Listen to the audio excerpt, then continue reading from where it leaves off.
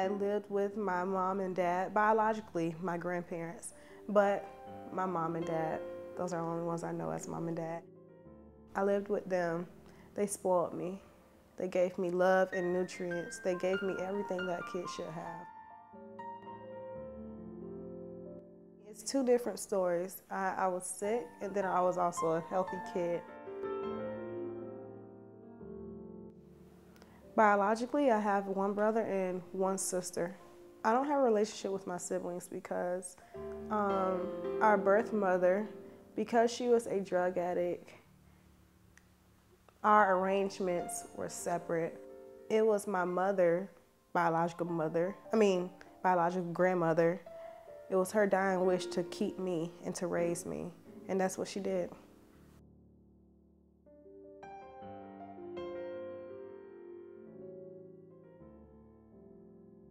HIV is not a typical disease. Like, it's difficult to deal with. And you know, like for me being the first generation born positive, we came a long ways. You know, being positive in itself, you have to be strong, because as a child, I remember the initial medications to treat us pediatric positive folks. You know, I remember medication at its worst. I remember the side effects. I remember the sickness. I remember waking up in the hospital beds. I remember nurses prodding at my veins. That's all I know. And then I also remember taking 9 scoops. That was medication back in the days. It came in the powder form, and this is for us kids to make sure that we can properly take our medications. You know, it came in powder. Imagine a big thing of flour, taking 9 scoops of powder and putting it in some milk, or putting it in some juice, or whatever the case may be, pudding. You know, I had to take, and it's not even powder, it's medication. 9 scoops of medication, crush those pills up, crush 9 pills up, and pour it into some liquid. And I had to take that every single day, twice a day. It was disgusting and was sickening. I didn't ask for this. This was something that you was in the world, and you got caught up in the world doing, and then it bounced off on me. I didn't ask for this. This is something that you just happened to give me. I would see right in front of my face each year, one of my good friends get skinnier and skinnier and darker, and cheekbones suck in.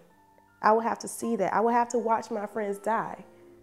So like, you can't tell me that I haven't been through it. And this is just HIV alone. This is not even my life. You have to be strong to take on something like this. But I do believe that everything happens for a reason. Like I said, I am spiritual. And you know, what if God, I believe, he picks his person, he picks his story. So imagine if this story got with the wrong person. You know, we have people committing suicide from this, you know, but I happen to be the ones that made something positive from something negative. So maybe I was chosen to like help somebody, because through my story I can help folks, and not only positive people but negative people understand that it's more to it than just that. Because my thing is, HIV is something to be understood. It's something to not so much waste your fear on, but it's something to more so be understood.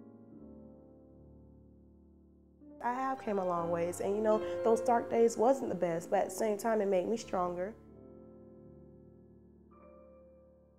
Initially, I didn't know who I was, but after learning completely who I was, including my HIV status, it took me a long time to accept it and accept myself for who I was. But when I did, I fell so in love with myself. Yeah, I fell deeply in love with myself.